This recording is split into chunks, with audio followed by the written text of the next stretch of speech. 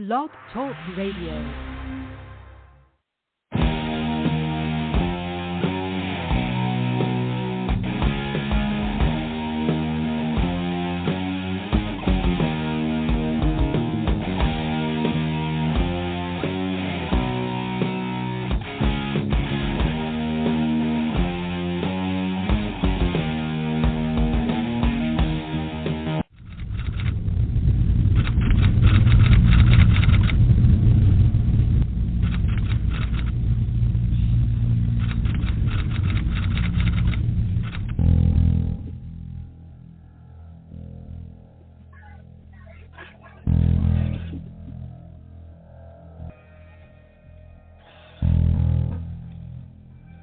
Appeared before the Congressional Committee to tell what I knew of activities which might lead to an attempt to set up a fascist dictatorship.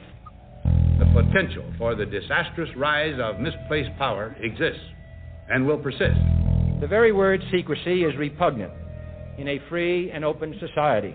And we are, as a people, inherently and historically opposed to secret societies, to secret oaths, and to secret proceedings. President Bush signed a formal agreement that will end the United States as we know it. And he took the step without approval from either the U.S. Congress or the people of the United States. The secret organizations of the world power elite are no longer secret. It's known as the Bilderberg Group. Could their objective be world domination? I'm Jim Tucker. I've chased Bilderberg for 30 years. I'll never give up the chase. Bilderberg's plan for the whole world is nothing less than world government. I'm not comfortable with that at all. Who elected these guys to run the planet? They are the elitists. They feel they should run the world for their own selfish interests. Now we can see a new world coming into view. A world in which there is the very real prospect of a new world order. Bilderberg is making great progress toward a world government, and only an educated, informed public can stop them in their tracks. David Rockefeller admits in his own memoirs that he wants to destroy the United States. He's a traitor! It's good to be back at the Council on Foreign Relations. As Pete mentioned, I've been a member for a long time and was actually a director for some period of time. I never mentioned that when I was campaigning for re-election back home in Wyoming. Let us never tolerate outrageous conspiracy theories.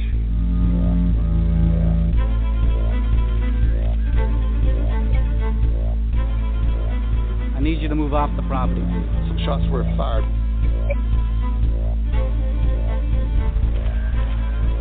There's Bilderbergers right there. The Trans-Texas Corridor is a vital part because we stop here in Texas. We stop the New World Order right here in Texas. This thing started here. And to save this country, we kill this damn thing here.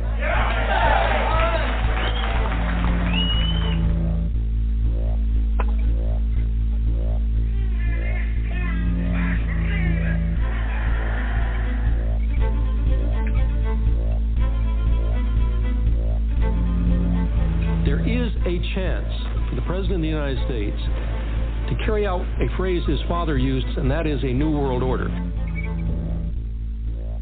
Your New World Order will fall. Humanity will defeat you. The answer to 1984 is 1776.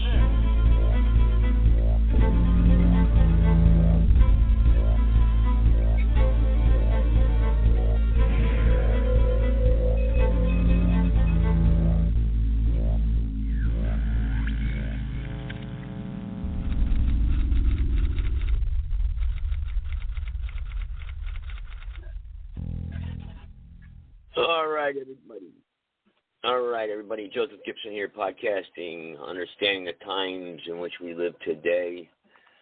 Where are my people at here that were supposed to be joining me here tonight at 7 p.m.? We're not aware of this, 7 p.m.? I believe they were supposed to be here.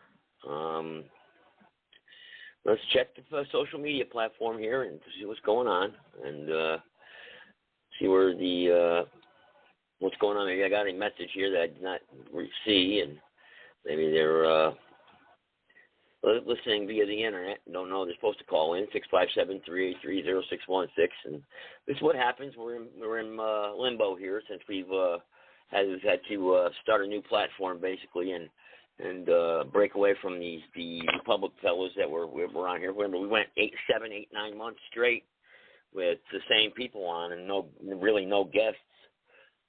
And now that those people are now gone, we are trying to, branch out and bring other patriots in and start, something different here. And so it's a transition, and this has happened several times over the years. Nothing new.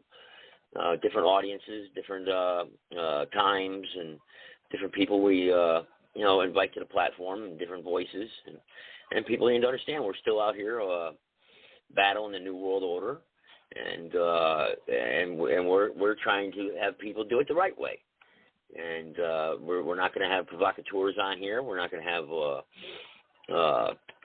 telling people how to do things the wrong way. We're not going to tell people that, you can get a magical gift card in the mail and you can start driving around with no driver's license or license plate. And, you get yourself jammed up in trouble. We're not going about that. We're not about getting people in trouble. We're not going to do that. We're here to educate you and to talk about serious issues and do the right thing.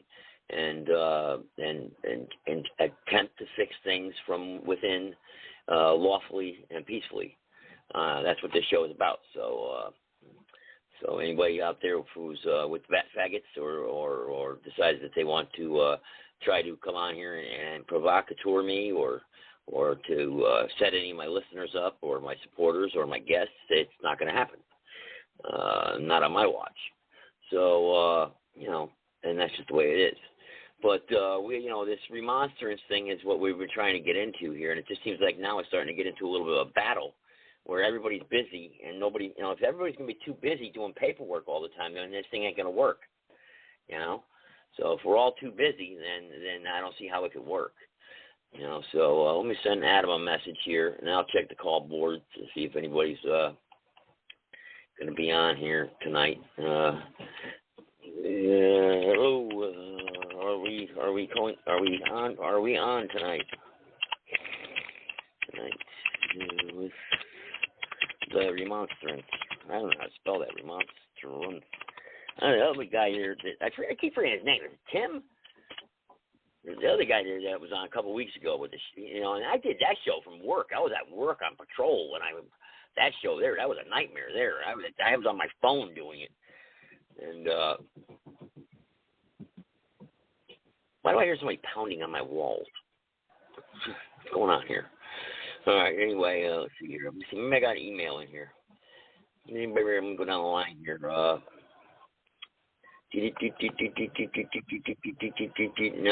Well, I got something here from somebody here. That was earlier. I opened that one up. So, well, I get pounded with emails. Look at some of these emails I get. It's just ridiculous. Insane here. Some of the stuff I get. How the heck can I read it all these things? All right. Now I got my campaign. Whoa, what's that? I got something here for my campaign thing going on here. Hang on. Gotta read this. Email to NCGA Senate Select Committee on Nominations meeting notice. What's this about? Senate notice of committee meeting and a bill sponsor notice. March 15th, 1 p.m. When's that? When's March 15th? What's the date today? Was that it today? No, today's not Wednesday. Oh, that's Wednesday. Oh, man. Room 1027-1128. Sponsor, Senator Ray Robin. There's the bill that what's this bill here? They're going to Ed Wilson, Special Superior Court Judge. Representative Pirtle. That's the guy I'm running against. He's sponsoring a bill. What's he sponsoring? Let's see what he's sponsoring here. Hey, time out, everybody, time out. Let's see here. Oh, shit, I didn't catch this. What's he sponsoring here? So he's, appointment court judges, felony governor, judges, public officials, boom.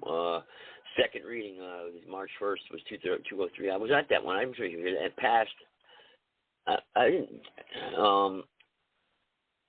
How do I get a copy? How do I see a copy? Here's a draft right here. I'm going to get a draft of it that was filed. Joint resolution confirming the governor's appointment of Edwin G. Wilson, Jr., as a special Superior Court judge. He's in the back pocket of him. Okay. Whereas under the provisions of GS 7A-45-1, a special Superior Court judgeship become vacant. The governor shall submit the names of his nominees for those judgeships to the General Assembly for confirmation by ratified joint resolution. Whereas a vacancy has occurred due to the retirement of Honorable Athena Fox Brooks. I don't remember. On December 31st, Brooks was, whereas the governor has submitted to the presiding officers of the House of Representatives and the Senate the name of his nominee for a term as a special Superior Court judge. Now, it's Wilson. Now, that name sounds familiar. Uh-oh. Hang on. Go back 1 second. Let me grab this piece of paper. Wilson. Yeah, oh boy. Now, interesting indeed. Peter, are you on the line here tonight, Peter? Is he there? Just got the phone with you. A joint resolution confirming the governor's appointment, whereas the provision to a special Superior Court judge became vacant, shall submit the names of nominees around. Whereas the governor has submitted to the presiding officers of the House of Representatives, Senate, State, nominee for a term of special Superior Court. Now, therefore, be it resolved by the House of Representatives, State Senate concurring. General Assembly confirms the appointment of Edwin G. Wilson, Jr. as special Superior Court judge, whose term of office shall commence on the date of the appointment by the governor. So the governor can appoint judges now? The people don't have to vote these people in? Yeah, Reese Pirtle was the guy that sponsored this. Reese Pirtle's the guy, Representative Pirtle, that's the guy I'll be running against. He's the incumbent. So he has a judge now in his back pocket. So,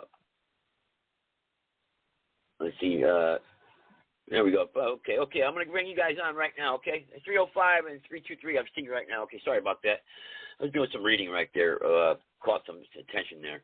305, I'm going to unmute you, and 323, I'm going to unmute you. I don't know where Peter Ventura is not in here. All right, go ahead. You're on, guys. Hey, Joe. This is Joe. How you doing? Doing all right. And who's the other one? Who else do I have on here? Hey, Joseph and Joe, how you guys doing? It's Mike. Oh, Mike. Oh, that's I was Mike. wondering where you been, man. Where you been, brother? Oh, in this highly complex, sophisticated 3D video game that we're all trying to navigate through and called life. Hey! I thought don't the people have to elect the Superior Court judges? The governor can't appoint Superior Court judges, can he? There's probably laws, and regs in place where if they have to fill something until the next election because a judge goes out, that a governor can appoint. Yeah. That's what it said. Yeah, he was filling in. He said that one retired, so a judge retired. But I don't remember that judge retiring. But that's interesting because that's the guy I'm running against right there. So. Reese Pirtle. So now he has a judge, and that judge actually is kind of personally knows me, if you know what I mean, Mike. Yeah. Got a little history with him. Yeah. So, gee, I wonder why now. See, the truth always comes out one way or another down the road. It always flips out. Isn't that amazing? Well, anyway, we've been talking about this remonstrance stuff, Mike. Do you know anything about this stuff? Yeah, that's what my question was going to be. Yeah. Yeah, I've discussed it on a few cases. Okay, so, all right. With Alan, but I never really I never really gave it much. You never fully investigated it. Okay. Well, I got to the point of fully understanding it, and it just, okay, great. I don't see it as being a viable, well, that's my question. Tool. You don't see it as being a viable tool for us to honestly get up there and change things. No, because I don't see anything as being a come on. I mean, the people that are in power, they don't care about laws or rules or the Constitution. They just do what they want to do. They're doing what they want to do now. I mean, in theory, they've already created the North American Union. There's no more United States of America as far as they are concerned. And the people are all just stupefied, dumbed down, ignorant sheeple that don't know and don't care. They won't stand up for their own dignity and rights. And they're just, and they know this. They know this. They've openly stated that people are hackable. And they know that they use all their media resources, video games, movies, television, music, social trends, and everything else to manipulate the majority, the masses of public. So they get away with whatever they want. Okay. Again, yeah. It's true that they control a lot of the broadcasting. They are very well adept at the art of manipulation. However, not all of us are fully brainwashed. All of us are in the matrix, but not fully brainwashed. Otherwise, 74 million wouldn't have voted for Trump back in 2020.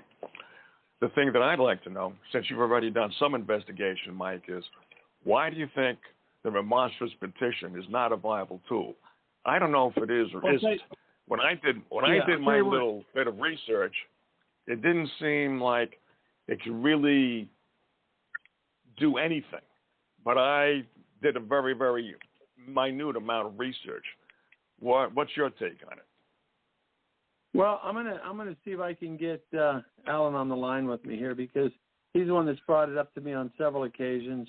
And we did a show on it, Mike. Yeah, we did a show on it. We were trying to gather people, and we were going to get this crew together and do this. And we got this guy, Mr. Gentry, that supposedly has been wanting to come on here. We're trying to get him on here, and apparently he's thought this thing through and expanded through it through a great deal and knows a lot about it. And Alan? I don't know, his name is Gentry. I don't know. Alan, can you hear me? Yeah, you bet. What's up? Yeah, I'm on Joseph Gibson's radio broadcast show right now on the line, because they were bringing up the issue of remonstrance, and I told them, yeah, I'm familiar with it. I've discussed it with you a few times and also with a couple other people. So I became familiar with it, but to me, I just kind of brush it off my shoulder like dust, because I don't see it as being a viable tool. Because they've got. But go ahead and elaborate on your opinion. It is a viable thing. It's used in legislature. A lot of people do not understand the legislature and the Senate are the same thing as a court. That's the reason why they have the rules that they have and the decorum that they have. Under that decorum, a actual formal charge is not brought by formal charges, because they are not a judicial system. They operate as a legislative or Senate, so therefore they have a remonstrance, which is the same thing as a court thing. As soon as they receive a remonstrance, they're supposed to form a 3-man committee to verify the fact. If the fact is verified, basically you won your remonstrance, and that can be to impeach a judge. That can be for monetary compensation. Alan, one question. Is Mike brought up an interesting point. He says it doesn't matter what we do anymore because they're criminals, and they basically have their North American Union right now. That it doesn't matter, remonstrance, whatever we do. I can't argue with more. I can't argue with that at all. The biggest thing that I can tell you is we have a republic, and nowhere in the republic does it say or have a place for a judge to sign a crayon-colored sign. We have the FBI. Only 8 people went down to the FBI, and due to Ferguson, hands up, don't shoot, only 8 people actually made a complaint, and 2,500 Well, I'd like to do something right now. I'd like to do something right now. I'm going to call this U.S. Senator right now in San Francisco. Right now, I'm going to call their office. Usually, I can get a hold of them on the West Coast, and I'm going to bring them a couple complaints.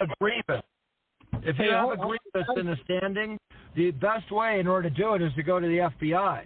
But when we have another event like Ferguson or something like that, we need the crowd to drop the crayon-colored signs and go. Yeah, Alan, just for the benefit of Joseph's listeners right now, go ahead and just explain in layman's terms what is a remonstrance. A remonstrance is a formal charge that the Senate has the ability to impeach someone and remove them. It's the same thing as a misdemeanor or felony. It can be brought like that. It just has a different name to it. The actions that they can take due to their authority is limited as well. Now, something that you may not realize is even though it was entitled a impeachment, what they did against Trump was actually even worse than that. What they did is they titled it an impeachment, but they ran the rules of remonstrance. Now, rules of remonstrance is laid out in the Mason's Legislative Manual. And it's, again, this is back when the Old West was the Old West and there was one marshal for the entire state. So people had to have a way of addressing those grievances, and they would take it directly to the Senate. All right, so question would be, based on everything you said so far, is the remonstrance simply a tool for the Senate, period? No, this is a people's tool, the same thing as going down to file a complaint when you go down to a police department. But you're going to find out you are not filing out a complaint. You're actually filing out a report. Now, if you actually filed a complaint, that would actually be forced in order to file that, whereas they are not forced in order to file our complaints if you make what? A report. You didn't make a complaint. You made a report. These obstructions to the clerk's office and through the police department are covered under 18 U.S.C. 1505 and 1512, obstruction of an official process. In order to get a remonstrance on the Senate floor, you have to have a... Hang on, guys, you can't have everybody talking over each other, Mike. Hang on, he doesn't hear you, Mike, that's why. Go ahead. Alan, you got to let me cut you sometimes, Alan, because sometimes you'll make a point and you have a tendency to just keep going on, and people can get lost. So whenever I connect together, and if I connect them together, you don't have many questions. I'm just saying, forgive me when I do interrupt, but please grant me the courtesy because it's for the benefit of listeners. I asked, what the remonstrance was. You gave a good example of that. You just cited some U.S. code, and I was going to actually ask you, can you cite where remonstrance is under U.S. code or where it's brought forth as being a tool? Yes, because it is part of the Senate rules, and it goes from federal to state for the Senate, and it is called remonstrance. You will find this not listed in the code, but in something stronger than the code, and that is the rules of legislation. Do they know about this remonstrance, these senators? I'm going to call a U.S. senator right now before it gets too late.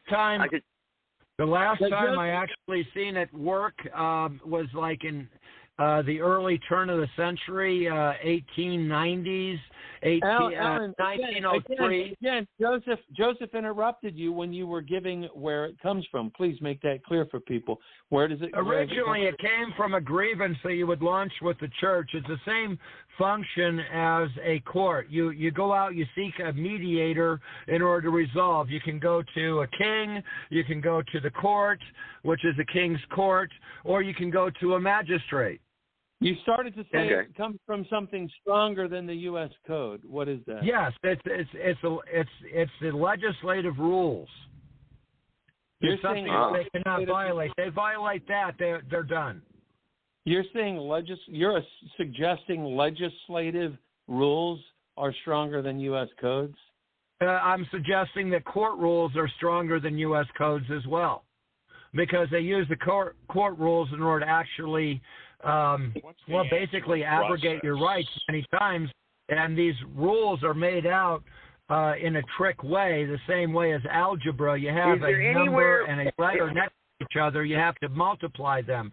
And these is there anywhere, rules of is there anywhere I can go to the library or go to a senator? I want to call him before I want to do this. Where I can get the forms or a packet, or or is there a step-by-step? Form. It's written. It can be a handwritten note that such and such stole 200 head of cattle and then falsified my brand on it. And you can file that directly with the Senate. However, you have to go to your legislator and be sponsored.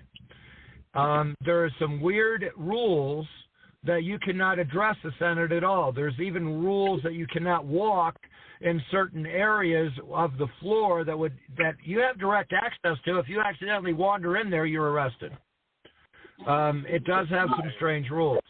But it's understandable. What's the process? Look, Gibson wants to make a report is against... that you create a complaint that Hold on for a second, please. Joe wants to have a report against a U.S. senator, okay? Now, you've already explained just now, which is fairly clear, that he has to make the report, he has to go to his legislature, and he can put his report on a handkerchief or a napkin or a piece of paper. Doesn't have to be formalized. So far, that's what you said. So if he does that, now he's at his legislator's office.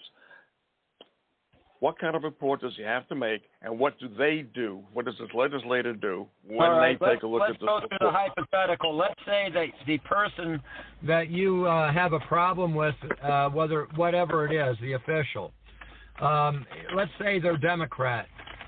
What I would do is I would write a complaint. It would be similar to that what you would write in civil court, and it would have the remedy of law that is already in the statute, and you just simply demand the remedy of law. It works quite a bit like a mandamus in that aspect. As soon as it is proven, it becomes a mandamus. So you take that to a Republican senator, and you ask him in order to sponsor that. The moment that he walks that on the floor, they're trapped in the rules of remonstrance, and there's no way of getting out of it. I used the mandamus. I filed a mandamus down here in North Carolina, and it went from one court to the appellate court. They shot me down. To the NC Supreme Court, they shot me down. Then I brought it to the U.S. District Court, and the federal magistrate sat on it for 65 days, which he should not have done. And then I filed a preliminary injunction, temporary restraining order against, so they couldn't do that, and he went ahead and did it anyway. And so the mandamus, I got shot down all the way in North Carolina on that. Well, there are several reasons for that. It may have been what you quoted, and there may have been variances. There was 10 exceptions to it, and you only mentioned 2 and countered 2 exceptions, so it became frivolous argument. There's so many different ways as soon as those... They said they had qualified immunity. All the judges and the people that were going, and the sheriff, everybody had qualified immunity. What is higher? Qualified immunity or your immunity? Well, I'd say neither. It's wrong and right. Okay, you have absolute immunity. They only have qualified immunity. Correct. Did you ever notice the fact that in the Constitution it says, and your immunity is there too? They never talk about that, do they? Because it's a reverse language. What they don't mention is in full strength. The only thing that they can mention is something that would restrict your rights. Yeah. Correct. So when you walk in court, you have immunity. Now, the best way in order to exercise immunity is to ask for a bill of particulars. And then you're in common law at that moment. Okay. What is effective in getting something done? What is effective in getting something done? Is it the remonstrance or the particulars? What is effective? The FBI, because the FBI is the only ones that is authorized to investigate an official. They're the only ones. The CBI, Colorado Bureau of Investigation, is not allowed in order to investigate an official. And yet the FBI is illegitimate and owned by the very same corrupt government they would be. Exactly it. You funnel everything. You funnel everything to a single desk, and then nobody passes. It's a gatekeeper. What about a pro bono marshal? Provost Marshal, I'd have to look up their authority. I know they're federal, but I don't know if they get it from the Marshal's office itself or whether because of the name Provo, they're a separate entity. They're a separate entity unto themselves. And I wouldn't have the authority. The only one that's designated to have authority in order to investigate and to arrest, to make the actual arrest, is a FBI agent based on that investigation. If an official actually commits a crime and a police officer, a regular police officer, sees that crime and attempts to arrest the individual, they are covered under 18 U.S.C. 241, prevention of a conspiracy, because if they don't arrest them, they have just joined the conspiracy. And that's one way of leveraging law. Time out, guys. Anybody who's trying to get in the conversation, you got to press 1. Okay, when you get in, you have to press 1 on your phone if you're calling in through the telephone. If you're on your cell phone, whatever, you got to press 1, and then this way I'll know you want to get into the conversation. Otherwise, I don't know. So that's why I see a bunch of people hanging up. No. Now, hey, Mike, you said, Mike, I'm gonna call this U.S. Senator's office right now. What did you say now? They were pretty much usurped into a North American Union? I don't know if I can put Mike on the phone. Trump signed it. I mean, it's not lawful, but they did it. You know, it's Canada, Mexico, and the United States. I mean, I'm going to call this senator. Do I have representation in this country? Does the American have representation? Well, first of all, which are you trying to address? Are you trying to address the common law, or are you trying to address the commerce law? There is no maritime law in America. That's a misnomer. It's commerce law. And it's derived by your citizenship to the federal government rather than your state. A state is called a national. A federal government is called a citizen. Interesting. Very interesting indeed. For the people that are just joining us right now, I know Sarge, I think you just popped up in the chat room there. We have been having a very interesting conversation about the remonstrance here, finally. And Joe was on here, too. He disappeared. I don't know where he went. I got Mike from down in Florida there. I thought I had Peter Ventura on here from the pastor there, the doctor. But I want to call this U.S. Senator's office and find out what's going on here. Is America usurped and our republic is gone? Are we a corporation? And I have no say as an American citizen. I mean, what do I have representation in this country? What's going on here? I mean, who can you call when you're in trouble? Who represents the people? Does anyone represent us anymore? They've all been compromised through the almighty dollar and the people that own the dollar, that control the dollar. Right now, they've been mostly compromised by Chinese influence. Yep. Well, let's see what they say. We have more paid people in China and our officials than we have officials that is not paid by China right now. Well, I want directly or indirectly, knowingly or not. Time out, guys. Time out. 1 second.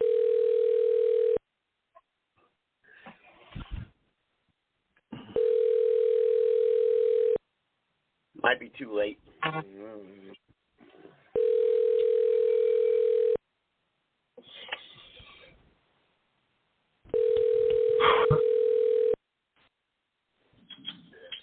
Hi, thank you for calling the District Council of State Senator Scott Wiener. This is Jackson speaking. How may I help you? Yes, I got a question for you. I'm just having a conversation here with a couple of my friends and whatnot, and we're frustrated with things. Do we have, does the average citizen out there have representation from our political leaders out there anymore? If I have a complaint, who do I talk to? My senator, my legislator? I mean, who listens to the people anymore? Well, do you mean just in general? Well, I mean, Mike, can you give me an example here? We were just talking. I mean, for instance, we don't have any, say anymore. Nobody cares. Nobody wants to listen to us. I mean, the border's unprotected. We hear about that constantly, and nothing gets done. But we hear about the crime in the streets. I mean, what do we do? I mean, I just don't understand. Are the politicians listening to us anymore? Well, sir, in this office, we deal with lots of constituent concerns every single day. ranging from people having issues with their state benefits and us helping them out, to people who have input on certain bills that they might want to give that the senator might be authoring, bills that the senator might be co-sponsoring, or bills that they want to see the senator vote for or against. And the senator May I ask a direct question, sir? Yeah, what's up? May I ask a direct question? Go for it. We have examples, Senator Cruz, Rand Paul. Now, Senator Cruz right now, for a few people that still remember, he actually presented the First Amendment when they wanted to change the First Amendment and proposed the First Amendment, the original wording. And he won. And for that, he's been put on the pedestal for a long time as a defender of our country. Now, the problem I have is, why are these people coming out defending a democracy, which is an unlawful act, and when they do, it is in the public record? How come these people are confessing to actual crimes in the public record, and there is nothing that we can present? Well, sir, that would be a federal issue, seeing as both of those are federal senators, whereas Senator Weiner is actually a senator in the state Senate of California. So he deals with typically concerns regarding around the state. Okay, let me ask you another question. Is the United States are we a corporation or I always hear this thrown around, we're a corporation or are we a constitutional republic? I mean, what are we? Is the United States a corporation? Well, sir, I mean, I think that that's personally up to your own interpretation. I'm not going to influence what you think one way or another. And it's no, not I don't know. That's why I'm asking. I don't know. No, I don't know, sir. That's what I was saying. I don't know. I don't know. Are we a corporation? That's what I was asking. Are we a corporation or are we a constitutional republic? I don't know. Mm-hmm. Well, sir, I don't know if I can give you a direct answer to that. It's not really my place to give a direct answer to that, unfortunately. Do you guys have any actual constituent concerns or anything? Because, unfortunately, I do have another call on the line. Okay. Well, so, unfortunately, I will have to hang up. But thank you guys for your call very much. And thank you for being inquisitive citizens. You have a great day. Bye-bye. All right. Okay, everybody. Well, you just heard it right there. That's they can't answer that question, and they're not going to answer that question, and any tough question I threw at them, they could not answer. I don't know why.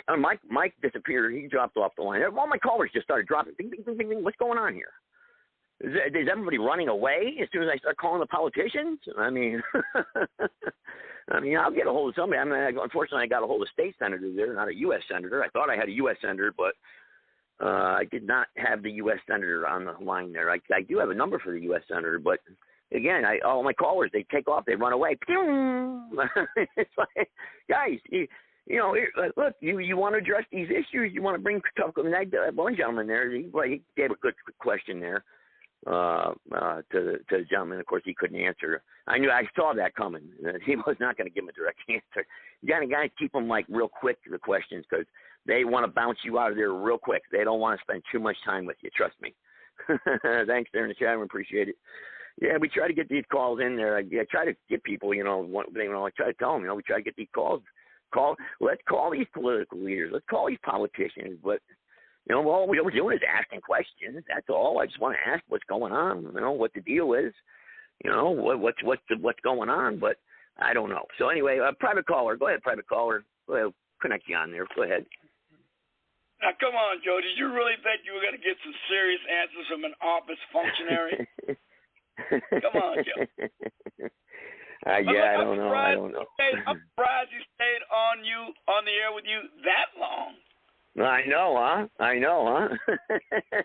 Everybody, all the feds and everything jumped off the line. Yeah, I'll give you an E for effort, but I knew it was futile the moment you called.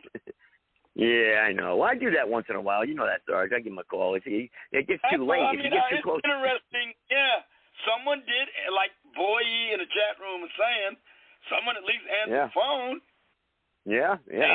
Live radio, can't beat it, man.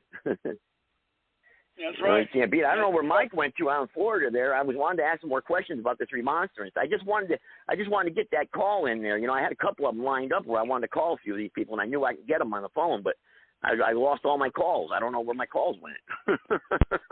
Everybody took off as soon as I made contact with the senator there.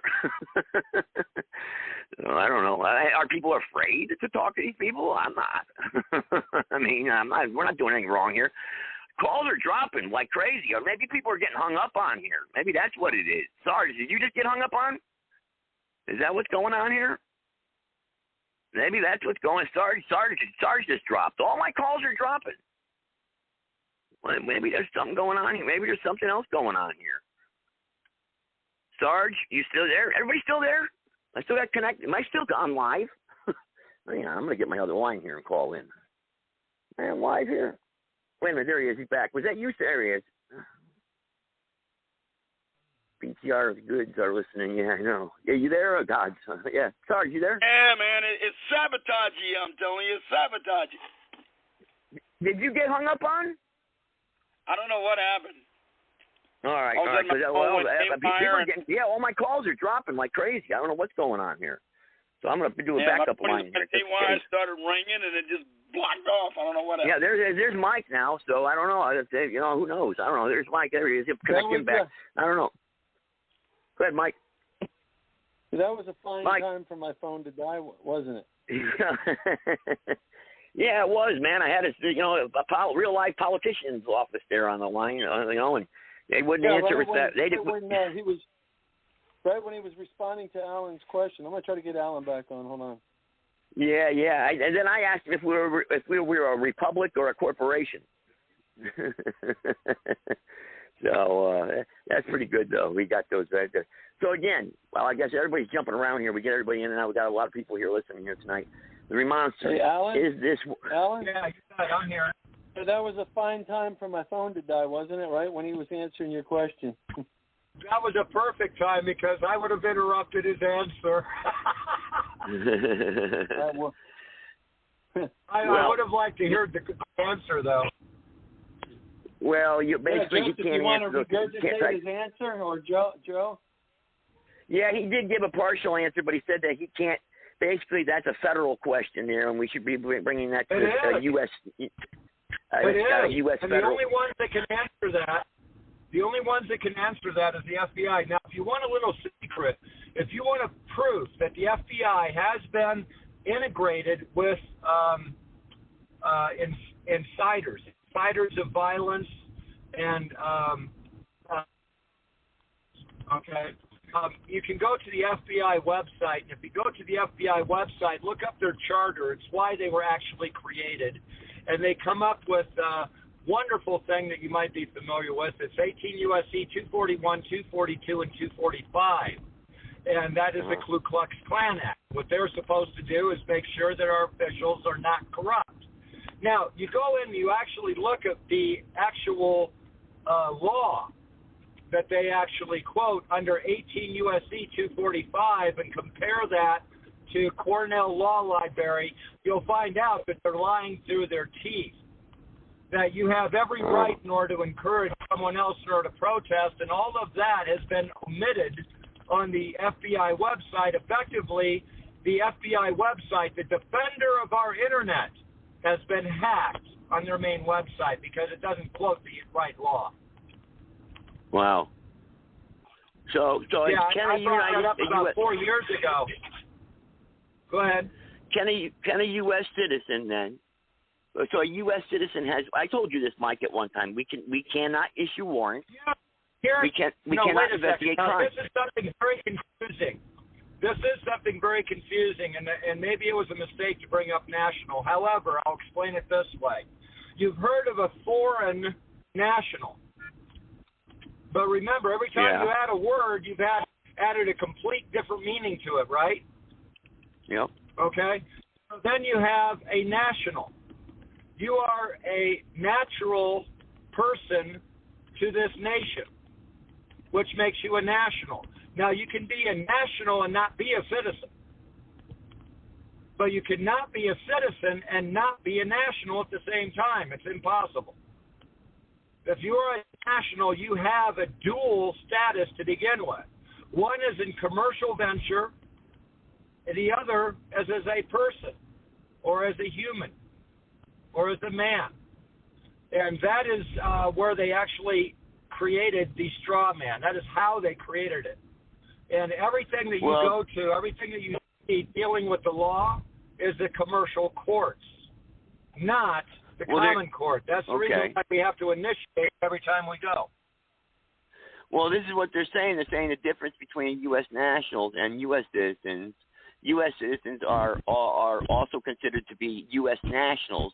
U.S. law defines a national as a person owing permanent. No, a citizen owes a duty. A national owes alliance. And you have both statuses, the same way as if you were a resident of the Philippines and you had a dual status in the Philippines and the U.S. You have a dual status in the U.S., and that is you have a national representation, which is your natural person. Okay. You there? Hello? I don't know. I think I lost him again. I have lost Mike again. Yeah, I don't hear him either. All right. Yep. Sorry. Yeah, I think I lost Mike again. Yeah. I think he's wrong. I think he's mistaken there about the citizenship thing, Sarge. He interrupted me there. But you know, you can't have a dual citizenship, can you, Sarge?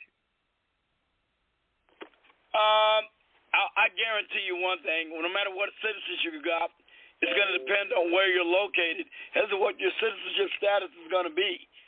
If you're in the United States, I can pretty much guarantee you American citizenship law is going to apply. And if you're in the other nation, their citizenship laws are going to apply.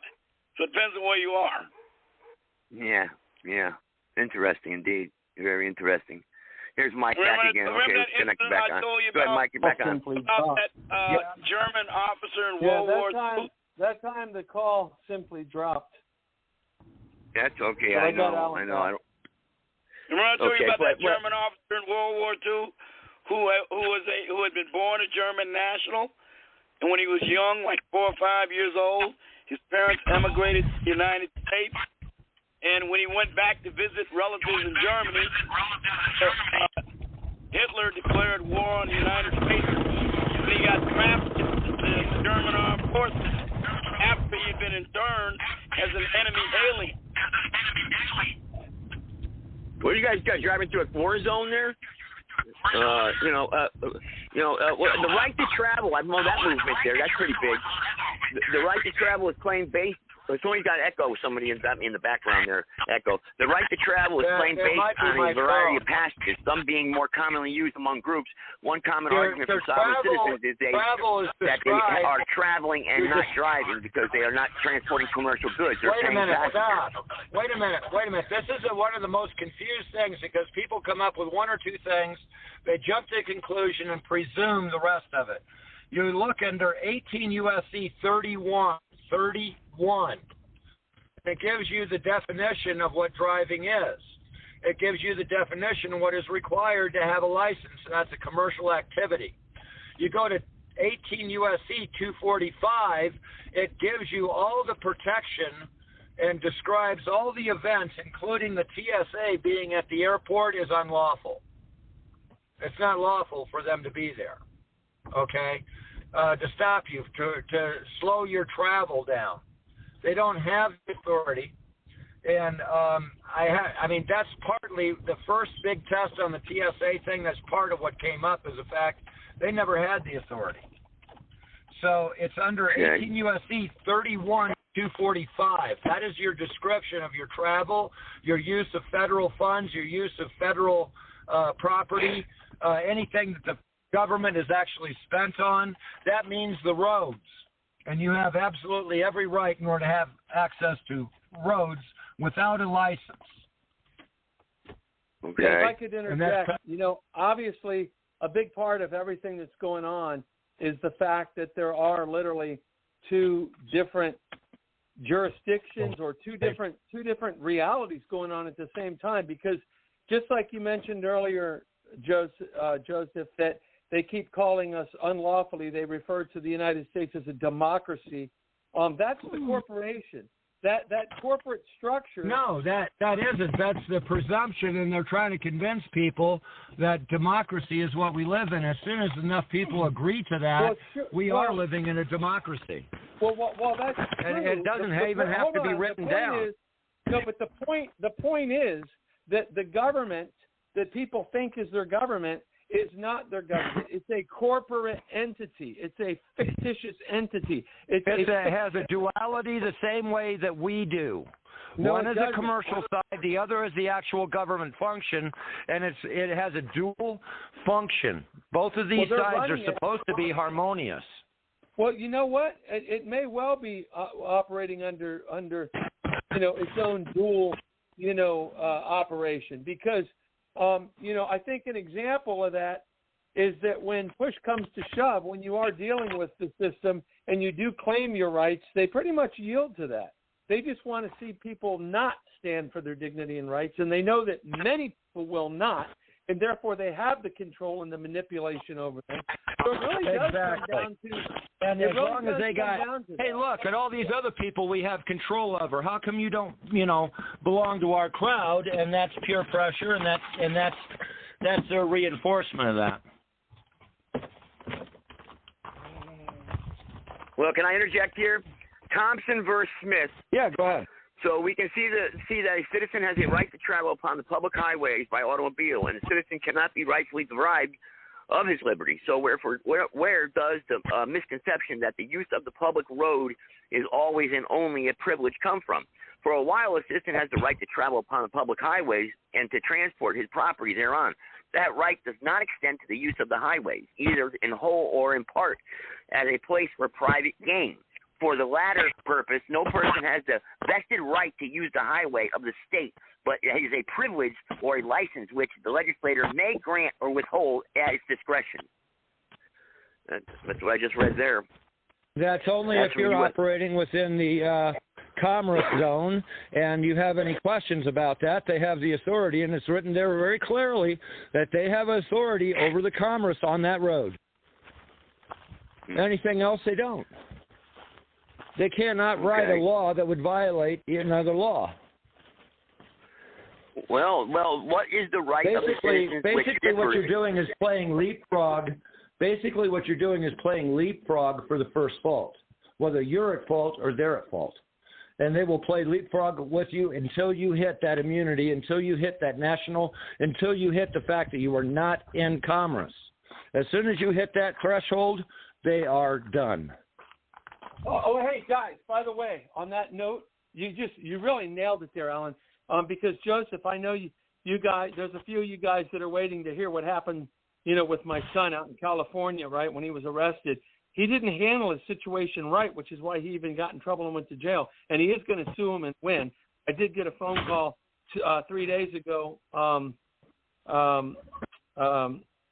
Rick Martin called me the day after he got out of jail. He's been in jail for 61 days, because they're really trying to screw him over. But my son, a week ago, went to North Florida with my dad and a buddy of his, and they were driving north on Chrome Avenue, State Road 27, and right when they crossed over State Road 41, which is 8th Street in Miami, Calle Ocho 8th Street, as soon as they crossed over, there was a Miccosukee. The Miccosukee Indians have, a big bingo facility, so they make billions of dollars now, and they have their own law enforcement officers. And my son went across the light, and a Miccosukee a Miccosukee police officer got behind him and started to turn into the Miccosukee facility, but then he whipped a Huey and came up behind my son and put his lights on and stopped my son. And he walked up to the window and he said, "Yeah, sir, I stopped you because your tag is outdated on your vehicle." My son put his phone on camera view so the officer could see that he was recording him, and he put it on his dash. It's a great video. And my son told him, he says, yes, sir, I didn't renew my tag because I'm no longer using this vehicle in commerce. And then the guy the officer said, well, you know, great, but you still have an expired tag. Do you have a license and registration? And then my son said, I'm not going to answer any more questions. And then the officer said, hold on, you're not free to go. And they got on the phone. He said, on his radio, he said, give me a 501. It was a 501 or a 504. He said, give me a 501 or 504, whatever it was he said. And maybe Sarge will know, but he said, give me a 501 or a 504. And then he started walking around the vehicle, and he was at the back, looking at the back of the vehicle. He kept walking around, and then he was at the front, and he was on the radio. He called in on the radio. And then all of a sudden he walked by my son's window, and I'm not saying he didn't come up to the window and look at my son and stop and say, okay, sir, have a nice day. No, as he was walking around the front of the truck, he just kept walking right past the window and said, have a nice day, sir. Just kept walking. Get away. Now, it's an awesome video. Well, and it wouldn't surprise me with the point that Alan just made, that probably the magic phrase, man, whenever you're dealing with any government authority, is to simply say, if they're violating your right in any way whatsoever, simply say, oh yes, I'm not in commerce.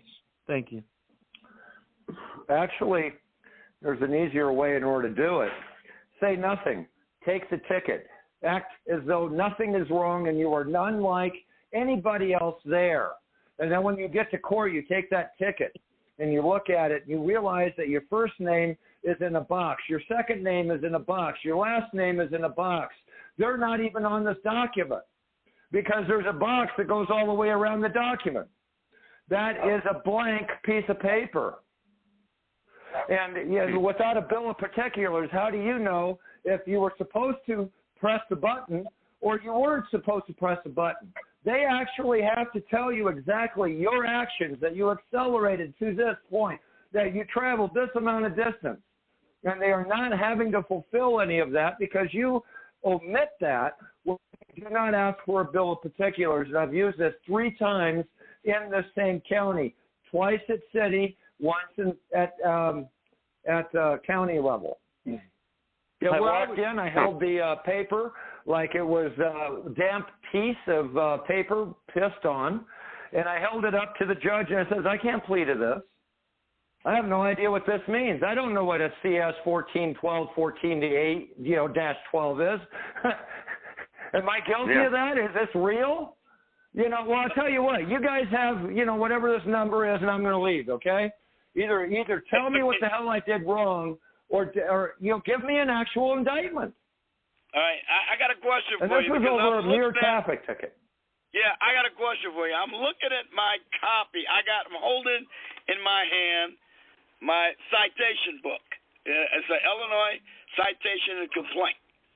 And I love Illinois. Here's the way it's laid out. Yeah. Here's the way it's laid out. At the very top, they got an individual citation number. On the upper right hand is embossed in red numbers. And then at the very top is a case number, which would be the case number I would... we can tear it apart right there. And any legal paper, red ink is not allowed. And the reason why it's not allowed is it's presumed to be blood. So they have given that a blood number. You don't have to accept it. I'm terribly sorry, Your Honor, but this has a blood number on it. It has red ink. You can't even reference this red ink because the red ink does not exist in court. All right, well, let me go on because it also says complaint, and the complaint is in red ink too. Now, it's not real. Now it goes on to say the case number, then the county of, or the township of, or township road. They had a little check box for that. District of occurrence, and then in one box, there's one rectangular box right under that, which says people of the state of Illinois, plaintiff versus, and it says in another vertical rectangular box, defendant, again in red ink, and it is one continuous line with the name of the defendant, the last name, first name, and middle, but it's not separate boxes. You show up to court and say, I'm terribly sorry, this is illegible. Because there's nothing here that I can react to. There's red ink all over this. This can't be a legal document. And then if they have any problem with that, you call the court clerk. and you say, can you read this document? Yeah, I'd like to interject some thoughts here, guys. Well, there's red ink all over this thing. I mean, it's defendants in red ink, the vehicles in red ink, the violations in red ink, the traffic and you agreed to accept that type of documentation. Appearance instructions. You agreed to accept that competence. Yeah, on that That's note, the reason why. They take it from law into fantasy when they do that, and then you are just like it's Bob Hope in a dress, dude. It's still Bob Hope. They trick you into believing that it's a woman. That's all. Mike, got something you wanted to add here? Let me interject. Yes. First of all, I want to say that I do concur with Alan's, essentially what Alan's saying, which I concur with, is yes, there are things that you can say when you go into the courtroom, that if you know what to say, yeah, they'll dismiss it right away. That I concur with that. However, I disagree with Alan in the sense that you don't even go into their domain. You don't even go to court. I believe the ultimate way of handling that's a mistake. Let me finish. That is a mistake. Let me finish. I don't agree. I mean, we could have a difference of opinion on this, but in my opinion, it's not a matter of opinion. It's a matter of procedure. Okay, you have not declared your immunity. If you do not declare, I said I had a couple things to say. Let me finish. All right. Go ahead. Let me finish. All right. Let me finish what I was going to say. Then you can bitch all you want. All right. So first of all, yeah, I concur, Alan, that there's things you can say when you go in there, but I say you don't even go into their domain. And when you get a ticket, what you do, and this is what David Straight says, and I totally agree with him, you write in a 45-degree angle across in a red Sharpie your offer to contract with me while traveling in my private automobile is not accepted. You are acting under U.S. Code 241 and 242, and you send that in, and you'll never hear from them again. I got a better one. I agree to show up in the self-executing contract at the moment of contact. You hand them 18 U.S.C. 241, 242, and 245, along with 18 U.S.C. 31, and you run a self-executing contract. If you wish, in order to have any questions answered, there's $100. If you want to sit there and give me a ticket, that's fine. You can do that, but it's going to cost you $25,000. Well, you're engaging. No, I'm not engaging with them at all. I am giving them conditions in which they may engage with me. That's what's missing. They're giving you conditions that they're not talking about. They're giving you red ink and all this other stuff and boxed-in tickets, which is unlawful. And since you went along with their pretending, they're perfectly happy to accept your $75 for that ticket, plus court costs, okay? But if you walk in there and you are establishing your standing at the same time that they are establishing their standing, the only thing they can do is violate the law now, too. And the $25,000 Once they violate the law, then what happens? Not for your time. It's a sanction for having violated your rights under 18 U.S.C. 31, which they actually got notice of. You have to understand, all legal action begins with notice. If you have accomplished giving notice and you do not answer that notice, you lost. That's it. Okay, so if you do not show up for court... would you folks like to... What happens when you win? Would you folks like to comment on... What the happens when you win? That's the most confusing part. You can actually just take the documents from court to show the fact that there was a violation of rights done under this USC, but you have to have given notice.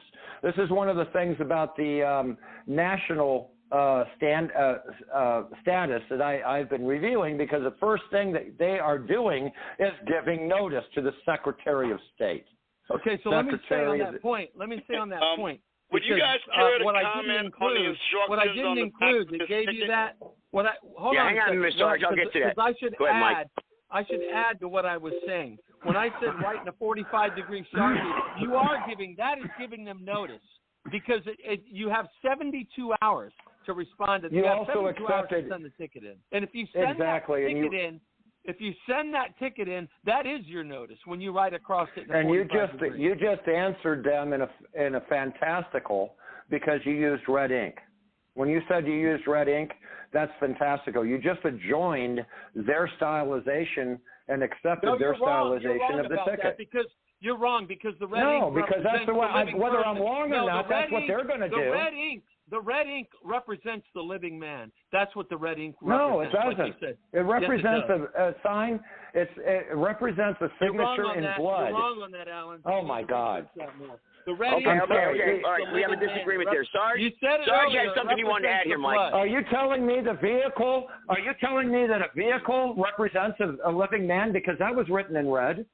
Obviously, there's something wrong with your presumption. The point is that the red ink represents, like you said it earlier, the blood, and the blood is the living man.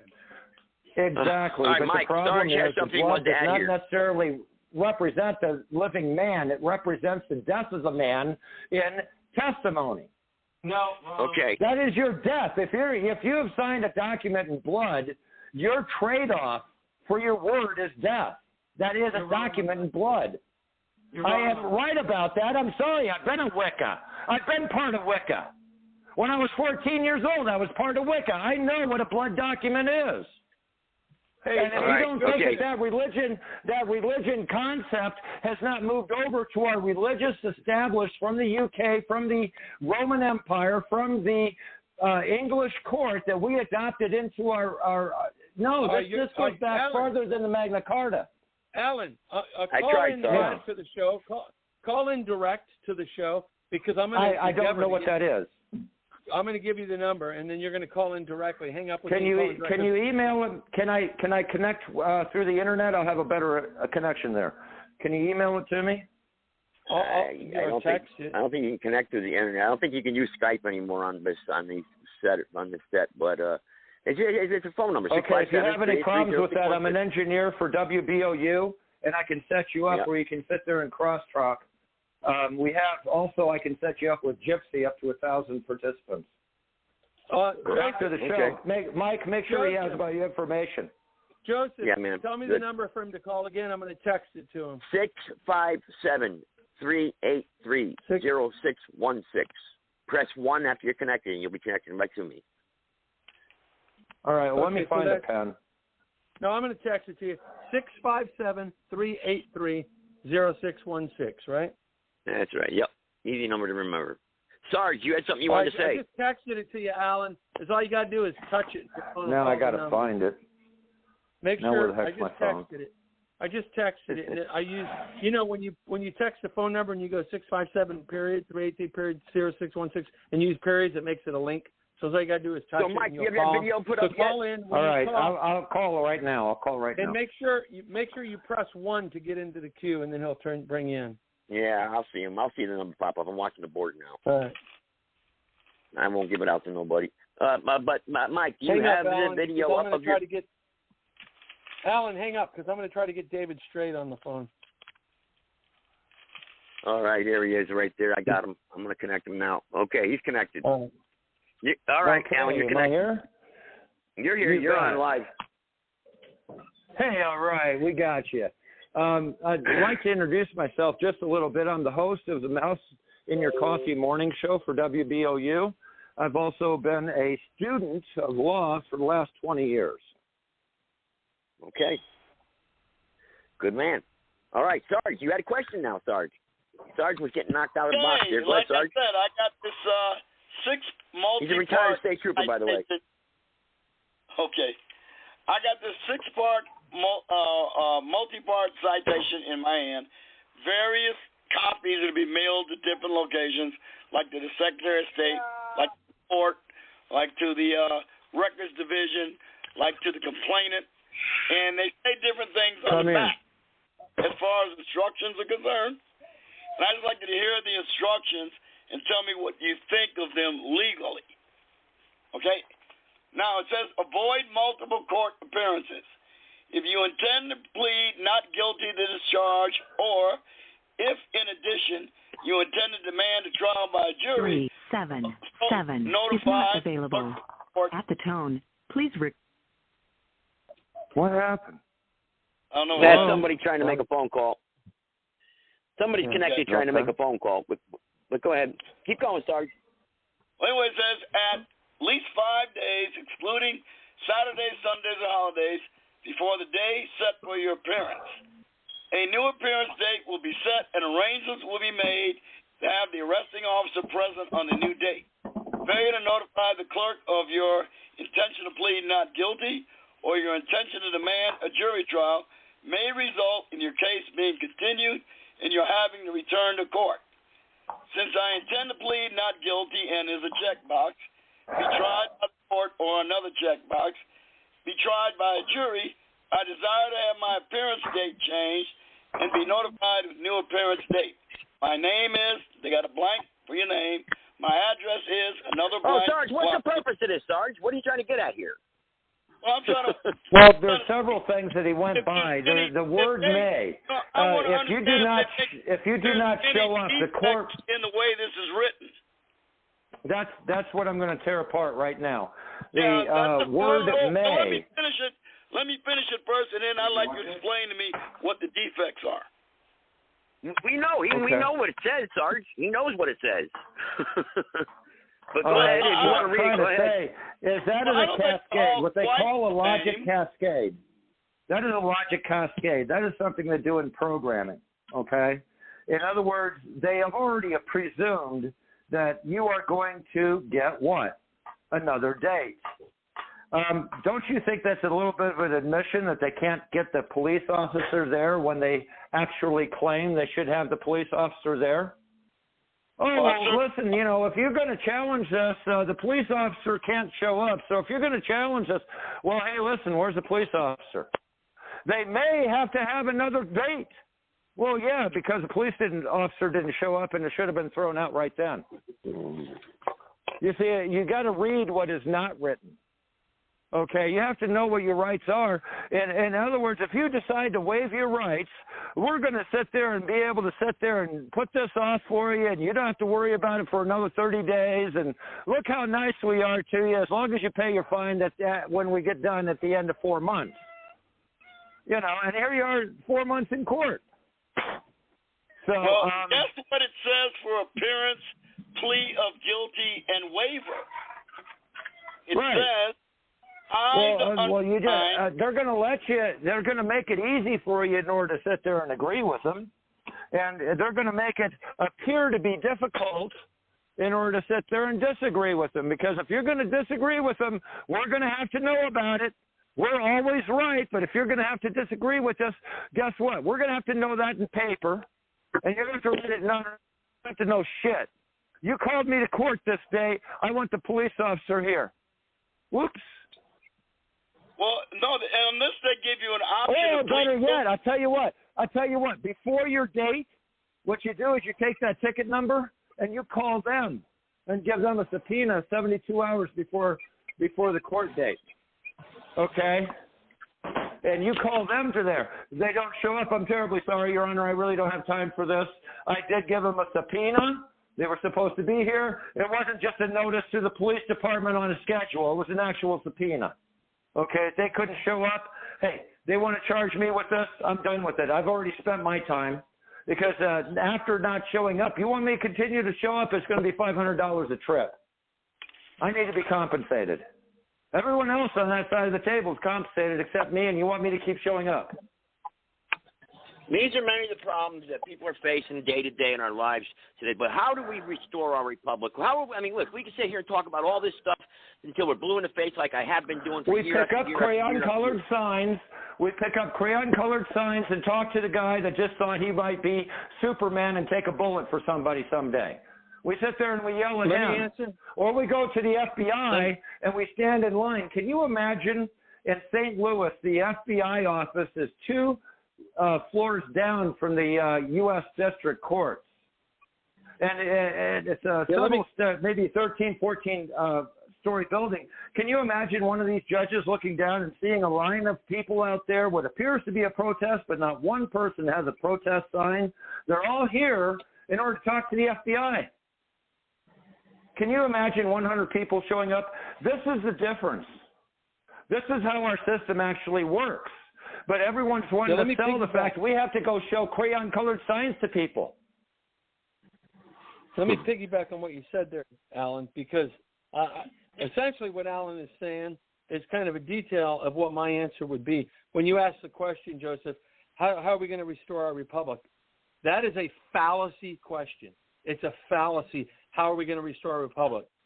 It's not about restoring the republic. It's about restoring you as a republic person, man, woman. We haven't lost the republic yet. An example of what that would mean.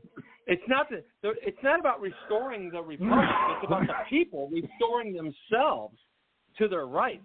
That's restoring the republic. It's almost like a psyop they've created. And as you know, Joseph, allow me to say with a big pat on my back, maybe you'll parrot this for me just for my own little. I'm not a man of ego or arrogance at all, but this one kind of gets the better of me. Did you make a statement to me recently, Joseph, that I'm the guy that blew the cover off of the Republic for the United States of America? Yeah. Right. Yeah. Why not? So the point is that whole thing is a psyop. Okay. There's no restoring the republic like that's some big authority over us. This top-down bullshit. It's the people. The people restore their dignity and their rights, and they stand for their dignity and their rights individually, one at a time. That's how you restore the republic. Okay. Well, here's the other problem that we face. Everyone wants to restore something we still have. We just simply ain't using it. Exactly. You want to sit there, you're talking about restoring something, which means change something, and that's our problem right now. They keep trying to change things by making new laws, and none of these laws are valid to begin with. They never had the authority. The mandate, it turns out the CDC never had the authority 2 years after the effect. But guess what? Everybody did it anyway. But that's a slippery throat. You say it doesn't have the authority, because when I stood in there and I say they don't have the authority and I get elected, nobody has the authority. Under a real republic, there is no authority. The only thing that you can not do is disturb someone else's authority. It's equal rights. Okay, but when that's the reason why Black Lives Matter and all this other stuff doesn't make any sense to me. I mean, why would you say Black Lives Matter? Well, it just leads to White Lives Matter or Blue Lives Matter.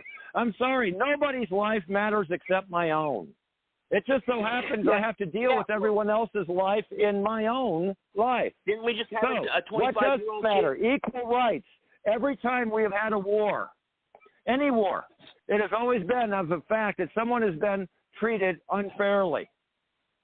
Well, can we say that? It doesn't matter. You can go back to any war. Out in Ohio that didn't show his driver's license and got gunned down by the police a couple weeks ago. I mean, that was right here in Colorado, I think. Come here, sport. Utah. Excuse me, Utah. Happened in Utah. But it keeps happening every day. That sounds like pretty good authority to me. I mean, he's dead. And I don't want to be the next one that's dead out there too. Is that being done by ignorance? Is that being done by arrogance, ignorance, rarity? How is that being done? When we have these events, don't we have anybody that we can talk about that is actually positive? Remember the earlier example that if we had a problem with a Democrat, we'd go to a Republican in order to get sponsorship? There's somebody out there that actually does care about their job. You know what happens? These people are outnumbered, and they have because nobody talks about them, and guess what? They resign.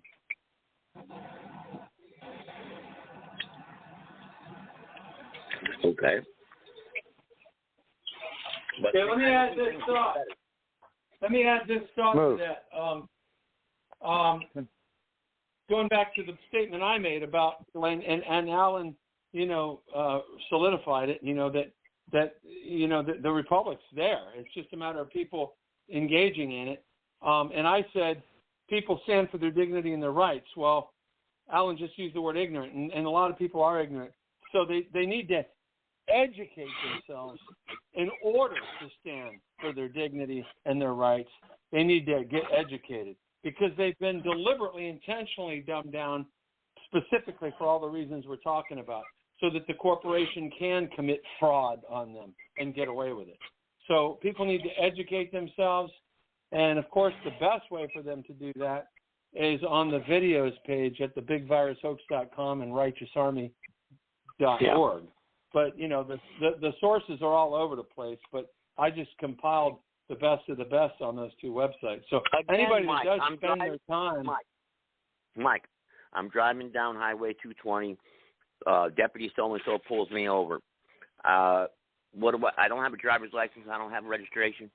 I'm going to jail, buddy. At least in my area here, in North Carolina. It's all how you handle it. Look, it's all how you handle it. And it comes down to one of two things.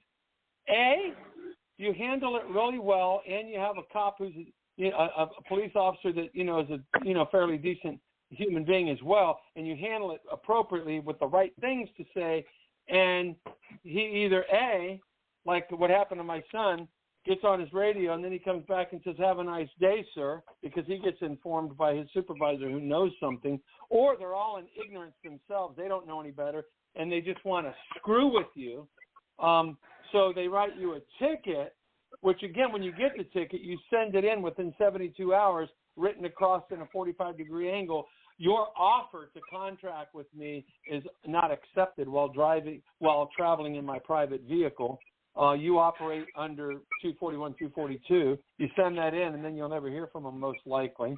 Or they're real dickweeds, and they give you a hard time, and they put you in the slammer. And then what do? You do exactly what Rick did, Rick Martin, who did it 5 times, and sue their ass for $250,000, like Rick has done 5 times. So there's pretty much those 3 options. They're either going to say, "Okay, sir, have a nice day," and let you go, or they're going to give you a ticket, and then you send it in with your offer to contract is not accepted, or they're going to dick with you worse because they're assholes and put you in jail, and then you sue their ass. It's one of the 3. Yeah, Mike, I haven't heard. Okay, they sue Rick Martin or whatever. I know we've had this discussion on your platform there about him actually winning this money. Where is this money or whatever? I don't know. I don't know Rick, so I can't say. I don't know. I can't find a case anywhere where he won a judgment of $250,000. So I remember that night very clearly. So I don't know. Like I said, I'm not calling him a liar. I don't know. I don't know anybody who's personally who sued and won. So. Hold on. I'm going to see if I can get him on the line right now. All right, I got 314. 314. Go ahead. What's the podcast? They got a bunch of callers here. Hey, Joseph. What's going on, man? It's Bianchi. I'm doing all right. How are you? Yeah, I see what North Carolina legislature, I think they agreed to the Convention of the States proposal to sign on, but I think it may have to go through the Senate. But it looks good. Yeah. So it'll be one more state. We're picking up steam, Bianchi. But we're right here. We're talking about, Bianchi, this main thing here, the power of this corporation, these de facto people, and the traveling rights and the corporate rights, and whether what can we do to restore our republic? And that's basically what we've been talking about here. Well, it's like this: if you don't produce a driver's license, they're going to take you to jail. That's what I said. They're telling me no. Simple as that. This may be rather revealing for everybody, but I got news for you. I actually worked up in North Dakota in a commercial application, you may call it, if you're talking about driving trucks on the oil fields up in North Dakota. I was actually running slip seat. And, I'd been asked for my driver's license. They knew damn well that I was slip seating with them. I never got a ticket. I never got anything, and I certainly didn't have a driver's license. But you see, the biggest issue that you are always going to face is a human factor. You see, that what saved me was the fact that I was a 63 Tango specialized in heavy recovery, meaning that the reason why I was driving these vehicles was to get them out of the snow and back on the road. And I was the expert in driving these vehicles in order to do that. And guess what? I operated for 2 years that way. Okay? With police supervision. You see, the biggest thing that you have is the person factor before you get to any rule. You tick a police officer off, you're just simply ticked a police officer off. And guess what? He's armed, he's this, he's that. And he can be a real jerk if he wants to. Wait a second here. I don't have to wait a second. I thought we were free. What is this? Wait, I got to find out if the guy's on his period today. Of course we're free. I'm going to jail. Are you free of a bully? Are we free of Karens? You don't think that the kid that sits there and was a bully in school, or the 20 people that no one would have anything to do with in school, all of these people, they grow up. These people are the same people you dealt with in school. You can sit there and deal with them the same way you learned Zen. That's why we have the law. Well, the law is there to restrain. Well, the law is when they sit there and refuse it, and you can catch them at their own game. But no matter what you do, you're still dealing with the person in front of you first. And if you forget that, you just start, 3 cases. You know. It's just that you're talking to somebody who's survived 2 murder attempts on his life. I've been kidnapped and beaten down by the police and held and chained to a concrete floor for 3 weeks. I was I've falsely accused and sentenced to 30 months in jail. Okay, and that happened 20 years ago. I've been a student ever since. And the fact is, if I had handled it without so much of the 30-year-old vibrato as I had then, actually it's 35 years ago now. No, I know. If I didn't have the testosterone in order to sit there and argue the point, I would have never been bothered. No, I understand. I'm not questioning here. I'm not trying to have a piss contest with the listeners out there. Say, because my throat got slashed, for God's sake. I got 16 staples in my neck. Fighting against the government. So, come on. I mean, we don't have to do this, but I'm just saying. What about my grandmother out there? What about my sister? What about my daughter or my son? I don't want this. I'm just saying. You're saying we got to, stand up against personalities. What about the bully? I'm just saying, are we free or not, and how we change it and get back to being free? That's all I'm saying. Everyone wants simple answers and simple conclusions, but there is not. I know freedom is never free, but everyone is free. Everyone is free until they fuck up. Everyone is free until they fuck up. And Alan made an example of that. You got that right. And as far as the FBI goes, and I don't know. I don't think the FBI is your best friend on this page here of you're saying everybody has to go file a complaint with the FBI to here's a point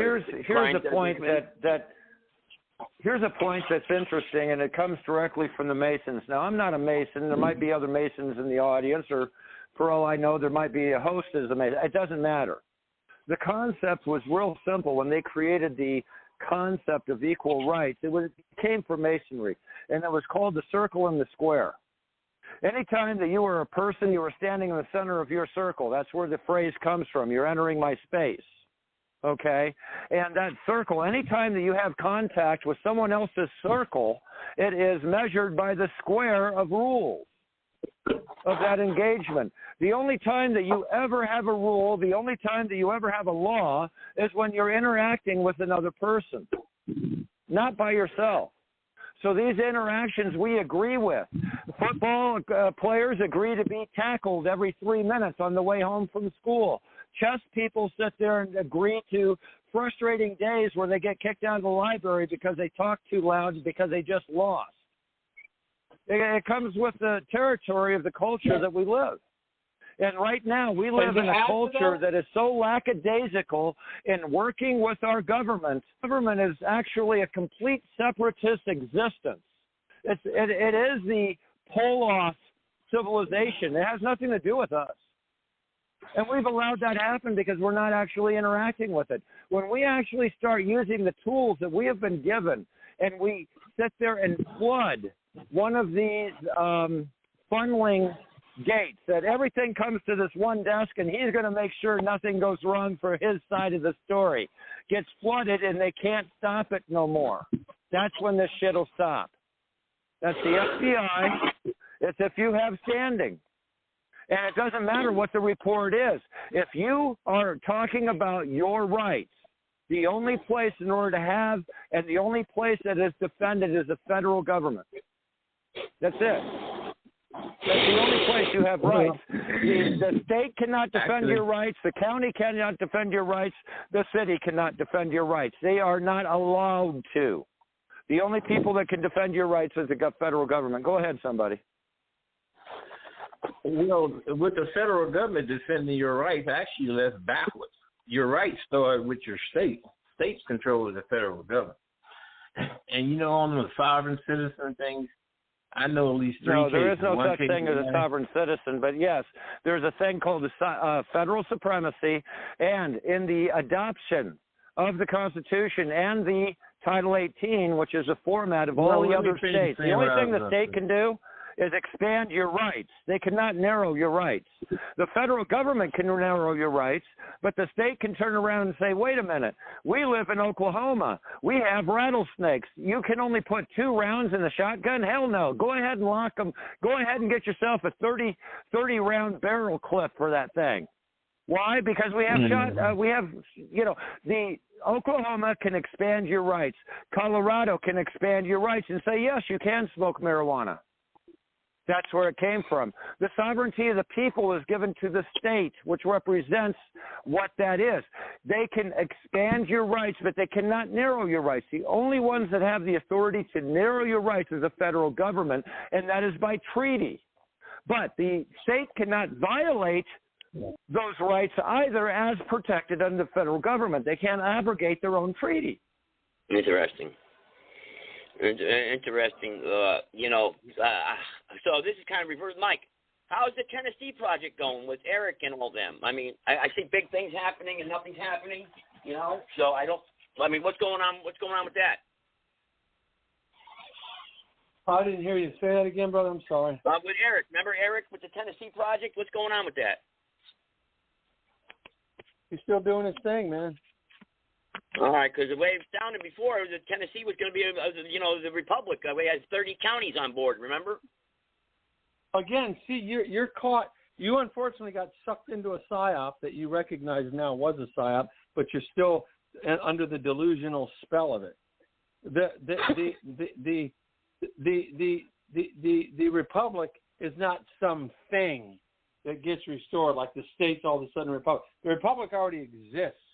This is where, again, it comes down to the individuals, the people. The more people there are that educate themselves and through that education stand for their dignity and rights, that's restoring the republic. And that's what he's doing in Tennessee and in Texas and in Florida and in other states. Yeah, the republic is not a 1974 Mustang with a Hemi engine in it. It's not, okay? Right. A republic is a jukebox that nobody is putting a quarter in the corner. It's a jukebox. Well, do we have a common law court yet in the Tennessee, Mike? Do we have our common law court yet? No.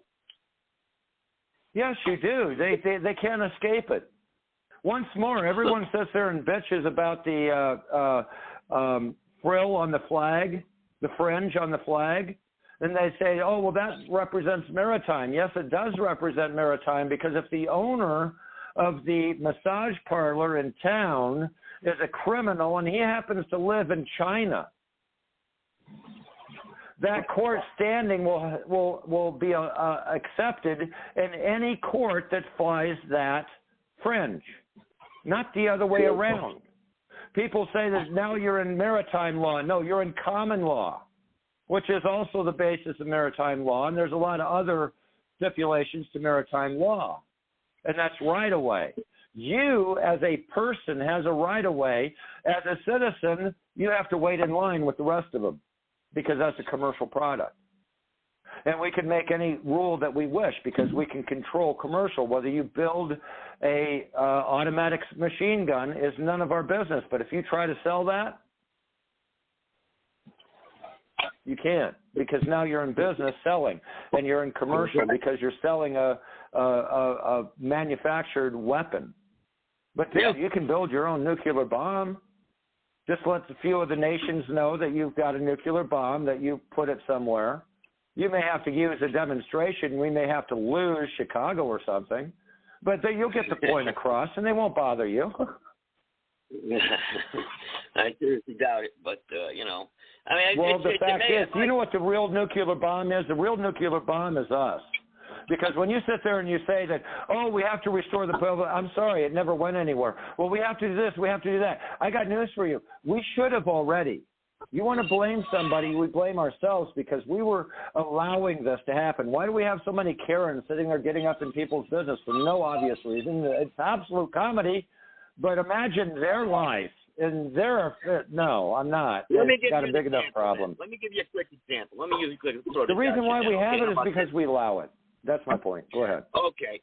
Well, then I want your best advice. This example right now. Now I've gotten around this, and because I went to another company. I'm working for a company as a private security law enforcement officer. The state has to regulate me and give me a license to do that. I went to a company, went directly to a company and got hired based upon my credentials and who I am as a person. They hired me. I worked for them for 9 months. The state found out. Did you give them your Social Security number? Did you give them your Social Security number? Yes. So you represent yourself in commerce. If you went to your next door neighbor and he says, I'm going on vacation for a week, will you watch my house? And you have to go over and shoot a couple of burglars and maybe a bobcat that was killing his chickens. Are you still security? Well, but the difference is you're not working under a commerce. They can tell you anything about commerce. You're under their jurisdiction when you're in commerce. Well, so you gave their flag for commerce. You gave them the announcement by giving them your Social Security number that you declared you were operating in commerce and that Social Security would be involved. You just admitted to that by proxy. How do I make a living then? Because there's no company out there that's not going to accept, is not going to hire me without giving them my Social Security number. You don't have neighbors. No, see, the problem is you have a corporation demand employee. There isn't that. The same problem I had when a friend of mine went into the Air Force. I was so happy with him. Why? When he gets out, he could have a job at any airline. And then he turns to me and he tells me what his MOS is. You know what it was? Nuclear Armament Specialist. Oh yeah, we have a lot of demand for that in the civilian life.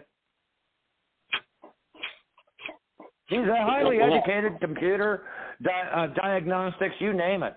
But the title that the specialty that he has no practical purpose. Now, I sit there and in my infinite wisdom, I joined the Army. I wanted to become a Black Hawk mechanic, but they didn't have that for another year that they even started the classes for it. You know what they had instead? They had armor. They had a Bradley mechanic, which is diesel, turbos, every system you can think, hydraulic, everything was in an airplane. All I needed was a skill on that. I can go get my AP. Okay, so I got a job in order to take this howitzer and blow up a house 3 miles over yonder. That didn't work out when I got back into the civilian life either. And as far as being a bulldozer operator or something like that, nope. There wasn't a demand for it. It was overfilled. I'm using an example here. I'm just using an example as how I was working, paying my bills, and obeying the law, supposedly. But now the state has to regulate me. So you're telling me, I have to give my Social Security number when I go get a job out there. I mean, there's no way around it unless I find somebody who's going to hire me under the table, which that can happen. But no, you have them hire you as a private agency, the same way you hire a private investigator. You're not a commercial. But then again, you're going to have to find an owner or corporation that would agree with you on that and convince them it's going to be cheaper in the long run because they don't have to sit there and track all this other stuff. You file a W-9. If there's any taxes, one of the most powerful words in the world, I'll just file a W-9 and let it go at that, and they can just pay you straight pay. And then they pay you for a lot, not for the hours. They pay you for the location, not the hours, and that makes it official. And a state investigator comes down and says, "Who's this guy working for you with security? Does he have insurance? Is he bonded?" He doesn't have to be. He's private. He's private. He's SOF. He's soldier of fortune, man. Whatever he carries is his business. The thing of it is, we don't have a problem. And guess what? They have to have evidence that you actually committed a crime. Because, first of all, you're private. You're not hired by the hour. You're not using your Social Security number. You didn't give it to them. You were hired privately, the same way as you were a spy for the management that was hired from a separate contractor, private contractor. Okay, these are key words. But the problem is getting you're right, getting a employer in order to hire you under the proper terms of a private, is hard. That's the reason why I create my own work. I know. I studied. I found out I'm good at flowchart logic, and guess what? It works great in the law. Flowchart logic works great, and they use something that is called paragraph programming. Have you ever noticed that the first words is justified all the way to the left, and then every statement after that is justified to the right a little bit, and then you get down, and all of a sudden one more thing is justified. Do you realize that's the leapfrog I was describing earlier? Because they'll sit there and say 1B. Well, they didn't even look at 1. If in public you're creating a commotion, they can give you a ticket, right? And then it says B. But that's 1B. The key word is in public. That's in 1. They just skip over 1 and just cite you for B, so therefore it's 1B, and you're looking at 1B. No. What's the preamble to this here? You have to go all the way to the left-hand justification, and you find out these are the things that you cannot do in public. Well, I'm sorry, I was on private property. End. And they'll still write the ticket because they were called to do something. They got to do something. Here's a ticket, man. I hope that you just get out of my face. I'm done. I'm not writing any. Dude, I've already got 20 pages I got to write about this. Just take this goddamn ticket and let me go. Yeah. Again, you're working the person factor. Go ahead. No, I understand completely what you're saying. Mike, closing thoughts. We've got to start getting ready to wrap it up here with time permitting here. So go down the line here, closing thoughts. I mean, just to everybody say whatever they want to say here at the end. I go right down the line usually. Sarge, I'll start with you. Or interact here, somebody. Hello? Yeah, go ahead, Sarge. Yeah, man, there's a lot to digest based on what I've heard tonight. I've been taking a lot of notes. I'm going to be looking into it. And next time you're back on, I'll be at you with a lot of questions. Well, we started out tonight. Well, I appreciate that. I love questions. I think by the way, I'll tell you what. I'll give you the best answer I've ever had in my life. And it's so universal. And I'll explain that in a second. But the answer is Marilyn Monroe. You see, that's my all-purpose wrong answer. If I have to be wrong about something, I might as well have it look like her. I understand where you're coming from. All right. We lost Joe. We lost a lot of people that were around the beginning here. I don't know where they got round one off to. I don't know if Joe would have liked to get on this one. But Peter, Dr. Ventura, I wish I would have had him on here, boy. He likes to go at it with Mike. But, Mike, go ahead, man. I'd like to know what you've been involved in, Mike, for the past month or so. You've been quiet. Well, I can tell you, for the last 20 minutes, I've been involved in cooking dinner. I was listening to you guys, but I had my phone on mute. My wife just got home. I had to cook her turkey hamburgers, and I'm making my turkey and avocado soft tacos for me. Oh, my God. He's a consumer. I want to see if you were alive, so I sent you a donation. Yeah, well, I do have a couple questions for you, Joseph. Do you have a large email list? No. You don't have a large email list. How could you make the mistake of being, 10 years with a radio show and getting listeners and not having frickin' 20,000 emails? I do got 20. If you look at my inbox, it says 28. What's your question? I was being a wise ass. Well, Joe, seriously, I don't know if you watched it because you pretty much already know, and a lot of people do, but a lot of people don't. And the video that I just sent out, that I spent 3 days making it, obviously being the founder of the BigVirusHoax.com and RighteousArmy.org, especially BigVirusHoax.com, I've spent 3 years now looking at both sides of everything regarding viruses, vaccines, social media censorship, the government, de facto, de jure, everything. And it's all been put together on those sites. And I took the best of the best of the best of all the videos I've ever seen where there were PhDs and doctors and biologists and virologists and et cetera, PhDs, saying that the COVID vaccine is a bioweapon. I've read pages from Bill Cooper's book, Behold a Pale White Horse, where he states 30 years ago that they were in the process of creating in laboratories microbes that they could use to make people sick because they're concerned about overpopulation. I just put together the absolute best video of all the videos I've ever put together, and I uploaded it to BitChute, Rumble, Odyssey, Brighteon, and YouTube, and it blows my mind away that I've been posting the hell out of it. Sent it to my email list of 2,000 people. I sent it to all the government officials in Miami-Dade County and in the state of Florida, the governor, his assistant, the state attorney.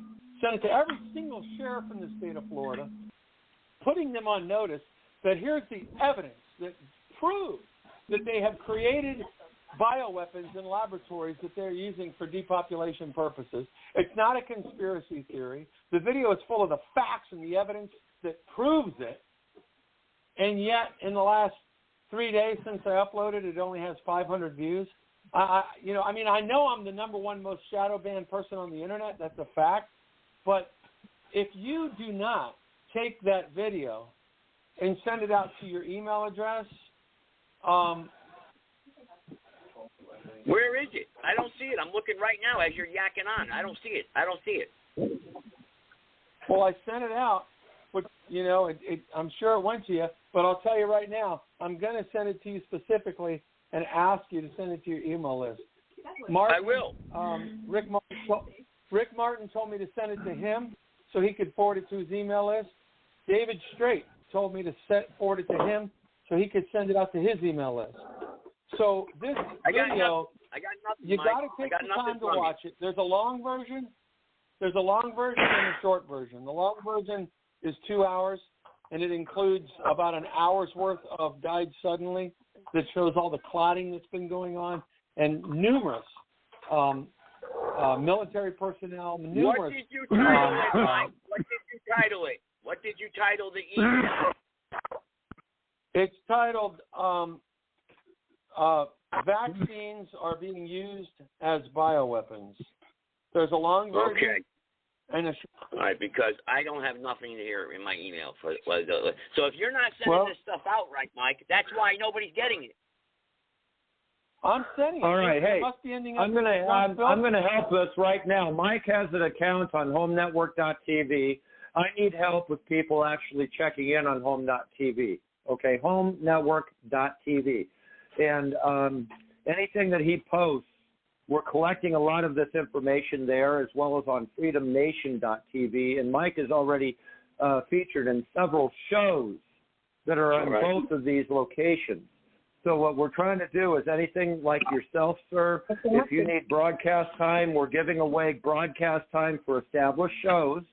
And if you want broadcast time with us, we can even get shorts, 3 to 10 minute shorts on WBOU FM 106.9 Chicago. We're the number one gospel station in Chicago. So we can help you get the word out there. Freedom Nation, is it just Freedom Nation? I'm typing it in FreedomNation.tv. FreedomNation.tv has a lot, and it is in chronological order. That first video that you come across, you go back, and it dates back almost 2 years. Okay, of how we learned and when we learned. I'm clicking on it right now. So I will look at everything. Believe me, I will. The other place is HomeNetwork.tv, where you're going to find a lot of the stuff. You're also going to find 5 24-hour live streams. Okay, and you can watch those. It's relaxing music. It's story time, audio books. It's news, it's WBOU, and then it's also a free-for-all called MOTV, which covers, basically it's supposed to be music only, but we also ban reality whatsoever, so we do cover UFOs. Got you. Okay. Go ahead, Mike. Joseph, I just opened the email, so I'm going to forward it to you right now. What email address do you want me to send it to? Joe Gibson is home at yahoo.com. Joe or Joseph? Joe. Right, Joe. Gibson is Joe. Home. Right, Joe Gibson is home at yahoo.com. I'm going to send it. Is there anybody else that wants me to send it to them? Because I'm going to forward it to Joe right now. Wicked Development at yahoo.com. What is it? Wicked Development. Wicked. wickeddevelopment@yahoo.com. Regular English spelling, there's no space between the words, and yes, there's 2 D's. Wicked Development at Yahoo.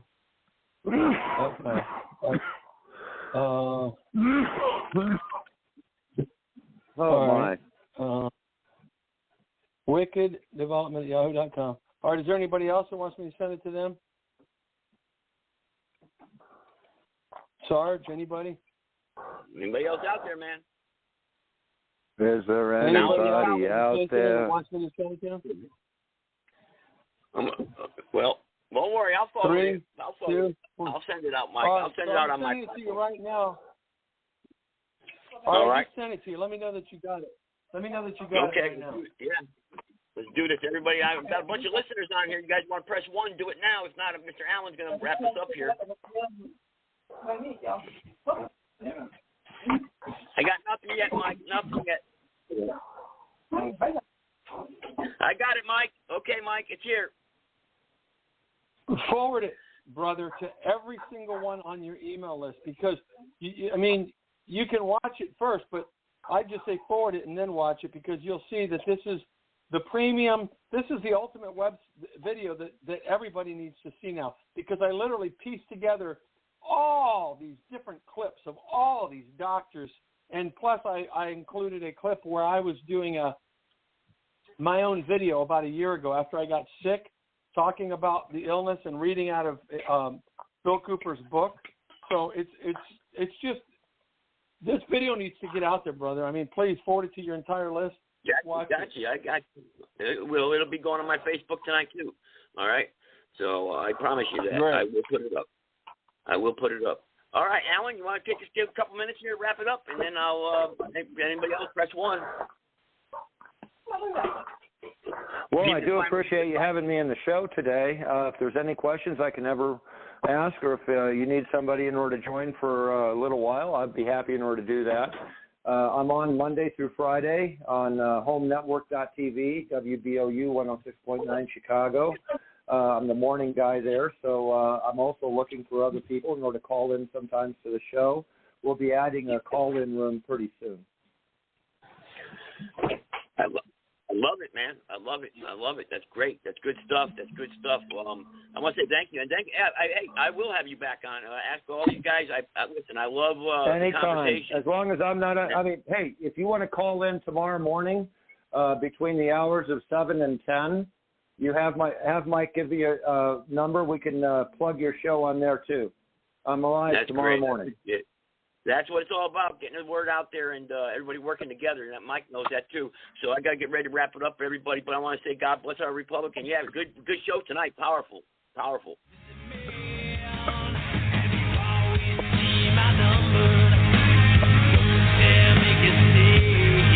But we are making a stand, and we're waking everybody up that 9/11 was an inside job. And you are the minority. You are the cowards who don't know the truth. You're the people that serve this evil system. You're the people that serve a system that hurts innocent men, women, and children. Not just Iraqis, not just Afghans, not just Africans, but the people right here in this nation. You serve a new world order that attacks and feeds on you. And I'm here to tell you that you will be defeated. Your hours are numbered. We've got the energy. We've got the life force. All you've got is evil backing you up. All you've got is greed and liking to look at yourself in the mirror. Because deep down, the New World Order is a pot-bellied, chicken-neck ninny. And all the armor and all the weapons are nothing. You are nothing compared to good. You are nothing compared to life.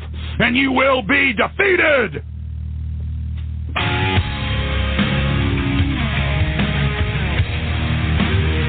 I want the individuals out there. I want free humanity to turn themselves loose, to cut the chains loose, and to use the end of that chain to slap the New World Order right upside the head. You've got the power. You want to know who's going to defeat the New World Order? It is you. You're the individuals that are going to be able to defeat this system. You're the individuals that are going to be able to take down the New World Order. It doesn't matter if Ron Paul wins. It doesn't matter if they rig the election. What matters is that we're starting to stand up. We're starting to move.